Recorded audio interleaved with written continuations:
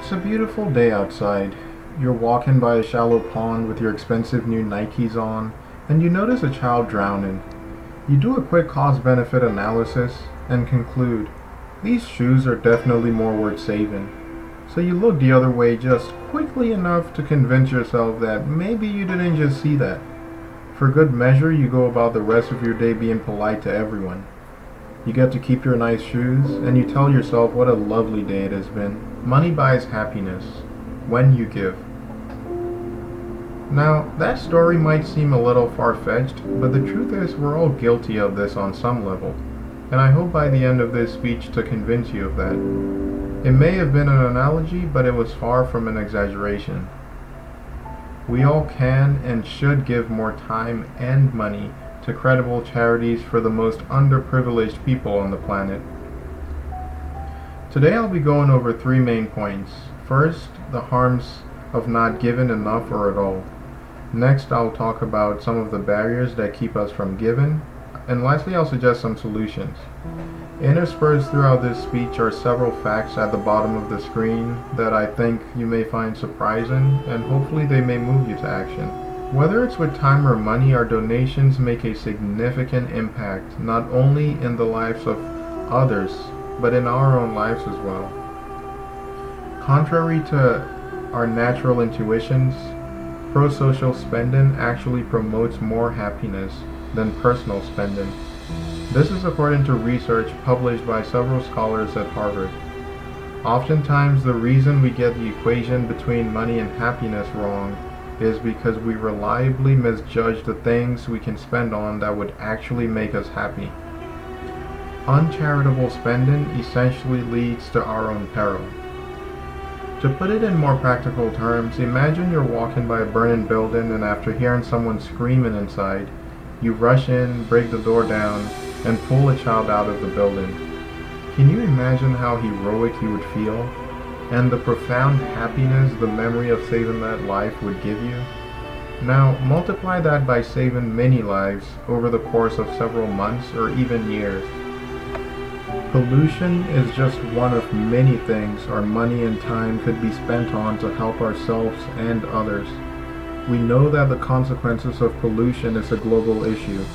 Unfortunately, the US consistently ranks among the top 3 contributors of global warming, according to the World Resources Institute in 2019. Crime, poverty, corruption, lack of education, these are also interconnected and will affect us directly or indirectly if left unchecked through our neglect. The immigration problems from the refugee crisis around the world and our own borders is just one of many indicators of how naive it would be to assume we could turn a blind eye with no consequences. As important as it is for us to recognize these problems, there are many barriers that make it difficult to do so. Some of them include the excesses of capitalism, lack of awareness, fraudulent charities, and so on. But for the sake of time, I will only focus on one which I think is the most pervasive, a failure of our moral intuitions. There is one difference between ignoring the child in that pond versus ignoring the plight of people who live thousands of miles away from us, or just people we've never met before. And that is in how salient it is. One situation simply invokes our empathy so much more than the others. Caring about people we do not know often feels unnatural and difficult. How strange would it be to treat a stranger in the same way you would a brother or a best friend even? Caring about people who live oceans away or people we never met before is even more difficult. According to research by Paul Slovic in 2015, published in the paper Whoever Saves One Life Saves the World, he talks about how people are more likely to donate more to one person than to many people, even if that one person is included. Basically, people would give $10 to help a little girl in need, but as you add more people who are also in need, including that little girl, not only does the donation not go up or even stay the same, it actually goes down. Slovik pointed out that as the numbers grew, we sort of lose the emotional connection to the people in need. His experiment, along with many others like it, emphasized how unreliable, short-sighted, and misdirected our moral intuitions can be if we do not keep them in check. It is this same failure of moral intuition that leads us to spend much more on baldness than we do on malaria, which is preventable and curable, but still kills over 500,000 people each year. This is according to the International Society and the World Health Organization in 2019. It is also this same failure of moral intuition that causes us to spend much more than the next 8 countries combined and on military spending, without realizing that defense and protection comes in many forms and not only through warfare. In spite of all these challenges, there is so much we can do to help the situation, and all the solutions boil down to one thing: giving more.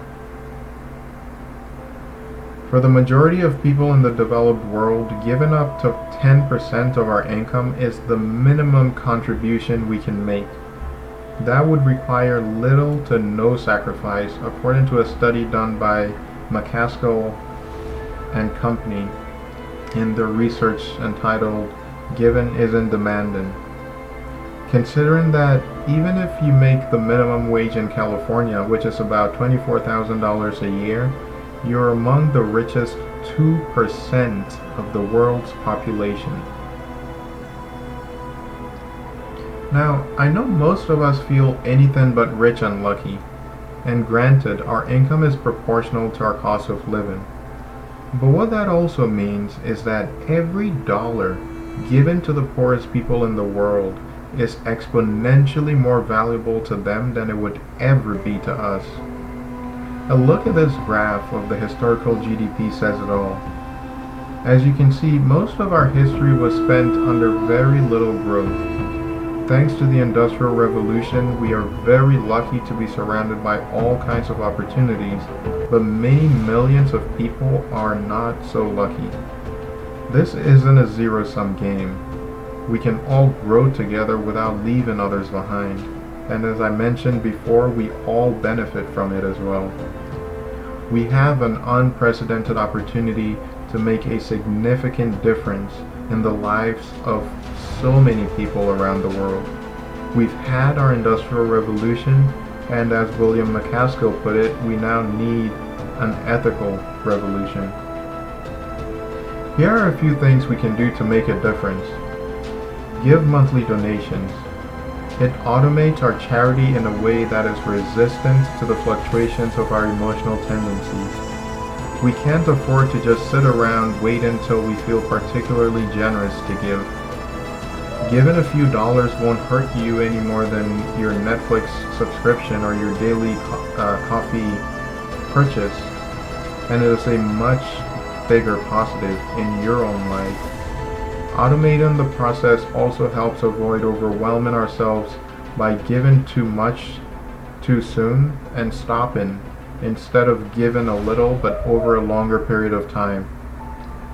Lastly, give at least 10% of your income.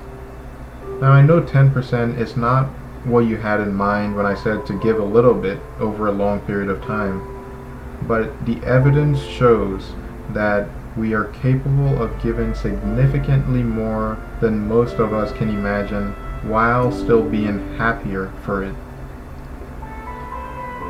We all can and should give more time and money to credible charities for the most underprivileged people on the planet. To recap, I talked about the harms of not giving enough or at all. I mentioned a powerful barrier that I think prevents us from giving. And lastly, I suggested some solutions. They shouldn't take pictures of one little boy from Syria who drowned to spark our interest on the thousands of other kids who we already know are suffering. Why wait for our gullible and unreliable emotions to tell us when to help, when we already know how fleeting it is, and soon we will be back to forgetting and forsaking those who desperately need our help? With the new coronavirus, even the most privileged of us have come uncomfortably close to tragedy, if not in our own lives, then in the lives of many around us in many ways that we have witnessed. Unfortunately, many populations are dealing with far more fatal circumstances every day, and hopefully our own experience would remind us of why we should look out for each other. Here are a few more surprising facts that I thought you might find interesting. The one about Jack McDonald I thought was particularly inspiring, so feel free to pause this screen to go over them if you wish. You may be wondering what are some good charities you might be able to get yourself involved with. Doctors Without Borders is one aid group that I've supported over the years, and their work is as selfless as it gets. Their record and bravery really speaks for itself. It can be overwhelming to find exactly what aid group you want to support because of how numerous they are, but to make this a little easier, there's just a handful of watchdogs who rate and rank all kinds of aid groups that make it incredibly easy to filter out exactly what you're looking for without getting flustered. Two of these watchdogs are charitynavigator.org and charitywatch.org. Feel free to check them out. Our ability to be heroes has never been easier. Every single one of us can literally pull the child out of that pond if we had the desire to. If not every month, then at least over the course of a year. What's stopping you?